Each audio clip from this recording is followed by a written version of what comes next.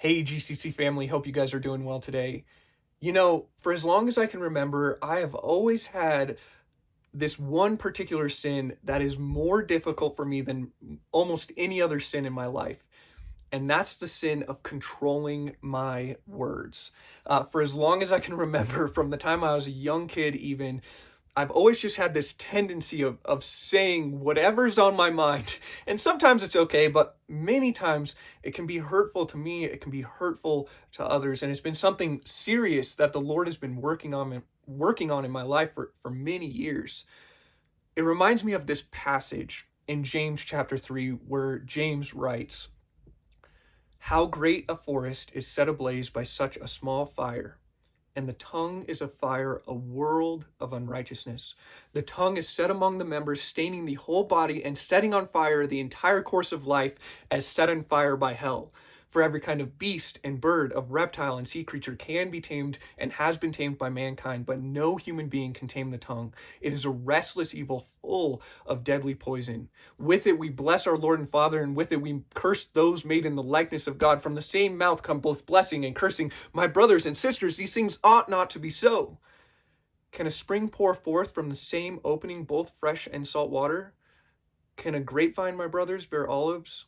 Can a fig tree, my brothers, bear olives, or a grapevine produce figs? Neither can a salt pond yield fresh water." Now, there's a lot going on in that passage. The first obvious thing that we see is that the tongue is powerful. How great a forest is set ablaze by such a small fire, and the tongue is a fire, a world of unrighteousness. It stains the whole body, setting on fire the entire course of life as set on fire by hell. Essentially saying that our tongue is extraordinarily powerful. And even though it's tiny, even though it's seemingly insignificant, the things that we say make a huge difference in the world around us. And then that last part, can a fig tree, my brothers, bear olives, or a grapevine produce figs? Neither can a salt pond yield fresh water. Essentially to say, you can't be someone who is half loving Jesus and half not loving Jesus. You can't go to church on Sunday and raise your hands in worship and bless the Lord and Father, and then in the same breath curse those made in the likeness of God. That's like oil and water. It's like two north ends of a magnet. They don't go together. Period. End of discussion. Jesus actually says something very similar in Matthew chapter 12, verse 34. He says, "Out of the mouth comes the abundance of the heart," and then goes on to say that we can't be these double-minded people. Either we're people who love God, and when we speak, it reveals that we love God and we love others, or we're not. There's no such thing as someone who loves God but hates their neighbor. They don't exist. Our tongue is powerful. What we say matters. I could tell you that more, from experience, learning in the school of hard knocks, maybe more than many other people in your life. Trust me, it is a deadly poison.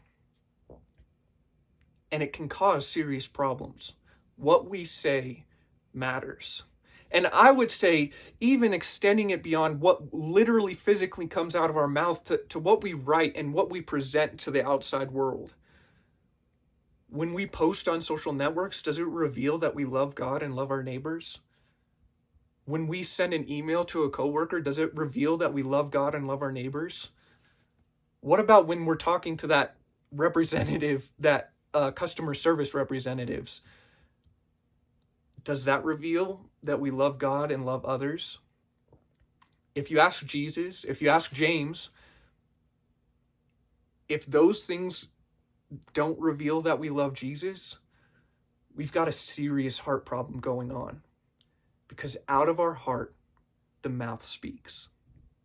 Out of our heart, the mouth speaks. And I know that Jesus is passionate about us not being hypocritical. And so, my encouragement to us today, be thoughtful about what we say, about what we write, about what we post. May it be words that build up and encourage and give life, rather than words that slander and gossip and tear down. Hope you guys have a great rest of your day.